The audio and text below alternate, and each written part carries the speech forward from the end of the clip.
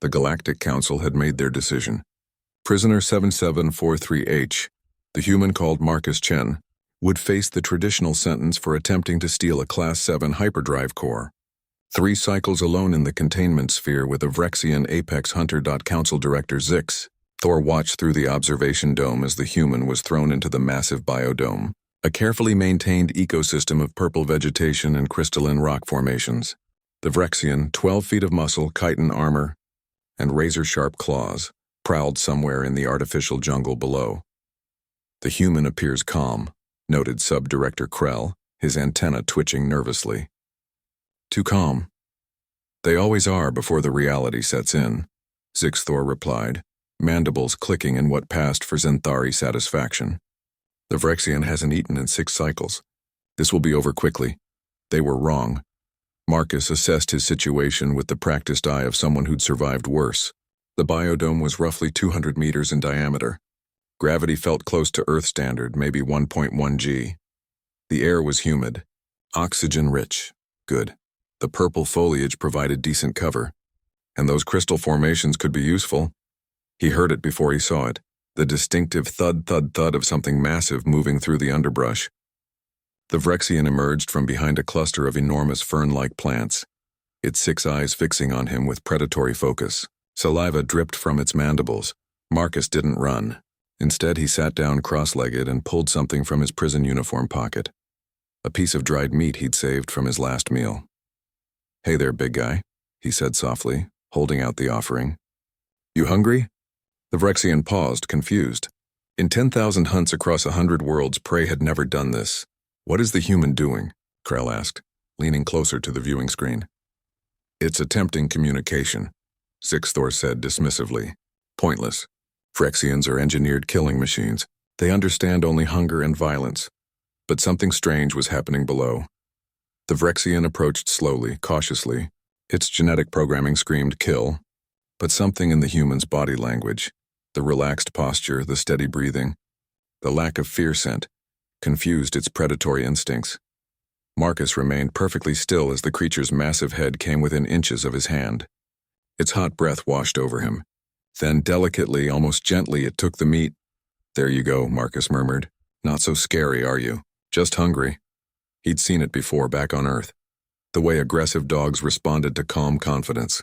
The way even wild animals could sense intention. The Galactic Council saw a weapon.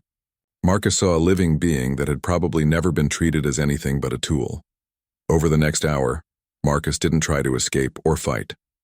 He simply existed in the space with the Vrexian, moving slowly, speaking in low tones, and gradually closing the distance between them. "This is unprecedented," Krell whispered, watching as the human actually touched the Vrexian's armored head.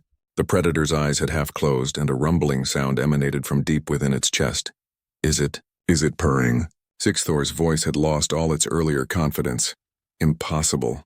Vrexians don't. They can't." Krell's words died as the human scratched behind a ridge of chitin, and the Vrexian's rear leg began twitching in apparent pleasure. By the end of the first cycle, Marcus had identified the Vrexian's favorite scratching spots, learned its body language, and established what could only be called rapport. He'd named her Duchess because of the regal way she held her head. By the second cycle, Duchess was following Marcus around like an oversized puppy, bringing him offerings of native fruit she'd gathered and growling protectively whenever maintenance drones passed overhead. By the third cycle, the Galactic Council had a serious problem.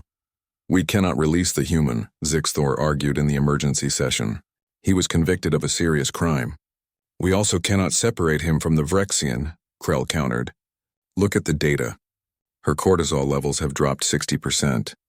Her aggression markers are nearly non-existent. She's bonded. It's a security asset worth millions of credits." "It's a living being that's finally being treated like one," Krell shot back. "And if we tear them apart now, the psychological damage could make her completely unstable. She might never hunt again." The council watched the live feed in silence.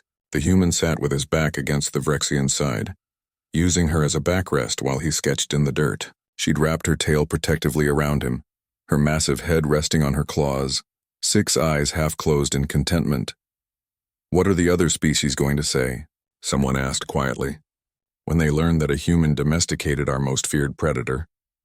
In 3 days? The silence that followed was answer enough. Marcus Chen was released on a technicality: improper containment procedures. He was also offered a job as the galaxy's first xenozoological behavioral specialist. With a considerable salary and one unusual condition, his assistant was non-negotiable. As he walked out of the council chambers with Duchess padding beside him, her armored bulk filling the corridor, council members pressing themselves against walls in terror, Marcus scratched her favorite spot behind her fourth eye ridge. Who's a good girl?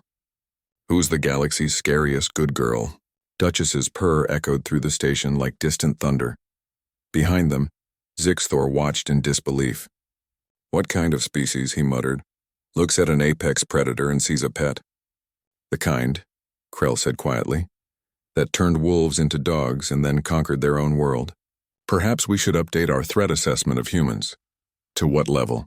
Krell watched as the human and Vrexian disappeared around a corner, already planning their next adventure. All of them, definitely all of them,